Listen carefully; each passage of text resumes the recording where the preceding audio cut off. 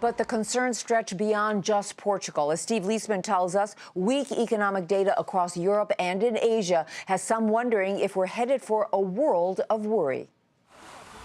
In the World Cup of economics, suddenly it seems like all the big teams are losing, except one, and so far, that's the United States. A bevy of deeply negative data from leading industrialized nations sent world markets into a tailspin today. Machine orders in Japan plunged nearly 20%. Economists had forecast a slight gain. Exports in China disappointed, and industrial production in Italy, France, and Germany have all come in with worrisome declines. Meanwhile, the fallout from Portugal's Banco Espírito Santo renewed concerns about trouble in Europe's banks. JP Morgan's Bruce Kasman says some of the data appears worse than it actually is because of a few extra holidays during the month. But Kasman says it's still not pretty. Europe, I think, is the key issue right now. We've been thinking Europe could grow 1.5% to 2% this year. First half of the year is averaging now probably no better than 1. So that disappointment to me is what I really want to keep my eye on as we look forward. And then there's the U.S. Jobless claims fell more than expected and now hover just a shade above their best level since the recession in 2008. In fact, they're actually running at quite normal levels. This follows the strong June jobs report announced last week. The question is whether the U.S. can prosper if key trading partners are weakening. Half of the economy's contraction in the first quarter was the result of a plunge in trade. And shrinking Chinese exports and machine orders in Japan, where the U.S. sources a lot of its goods, raised questions about U.S. spending and investment. There's no doubt in my mind that it's going to be hard to get a U.S. economy to grow as fast as we would like it to be growing, which is well above 3%, unless we have a global economy that's doing okay. That's a reminder. The U.S. may be the best economic team on the field, but it can't play the game alone. For Nightly Business Report, I'm Steve Leisman. Let's turn now to Jim Paulson for more on the financial markets. He's Chief Investment Strategist at Wells Capital Management. Jim, welcome back. Let's talk a little bit about Europe, which was just sketched out there in Steve's report. Is Europe doing all that well or not very well? And if so, how worried should we be? Well, it's certainly not doing very well. As the report suggested, they're probably growing somewhere between 1% and 2%. Whereas the U.S. is probably 3% or a little better.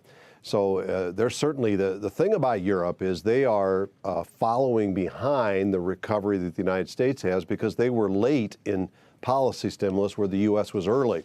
And so, if you think back a couple of years in the United States, we were still having periodic returns to debt crisis fears, and we were suffering from very weak growth that couldn't get going. And I think that's what Europe is experiencing now.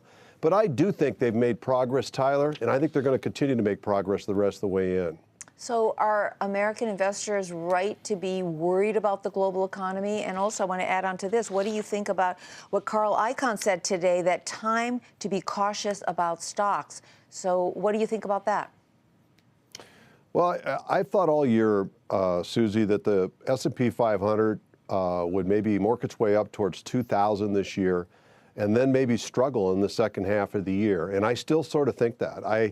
I think that better news coming off Main Street in the United States, better than expected economic reports, has pushed the stock market higher. But I think in the United States, what's going to happen is we're going to find out with continued good news in the United States that we're going to get more worried about inflation pressures and interest rate pressures, and is the Fed pulling away? And is that going to start to maybe create some turbulence for stocks? So I think it is time to get more cautious. It's just that I think over the next several years, the stock markets across the globe might still go considerably higher. So I think one of the worst things you could do is worry too much about a 10% correction and miss the next 50% rise over the next several years. So I would get cautious, but rather than pulling away from the stock market a lot, I would prefer just to keep an overweight in equities, but diversify it. Move some of it out of the United States, move some of it to more defensive sectors. Yeah, let's talk a little bit about that. I mean, you have been a very strong bull historically over the last year or so, but now U.S. valuations are something like 18 times earnings. Right. If you argue to diversify, where, and that would suggest that you like some non-U.S. markets and their values better than you like the U.S. one right now. I do, Tyler. I would go offshore with a bigger amount of my equity exposure now away from the United States. The United States has beat everybody in the last couple of years. It's solidly beat the emerging markets, but it's also solidly beat most of the international developed markets as well, meaning that their relative values have improved. And I would go and take advantage of that. You can't often find value without some issues. And so the reason there's good value in Europe is because they're not growing as fast. Same thing with Japan, for example. But what that gives you by going over there is you can diversify away from the economic cycle. You can go to something that has at a different place in their recovery than the United States is. They're not worried about their policy officials tightening in Europe and Japan, for example, like we are here.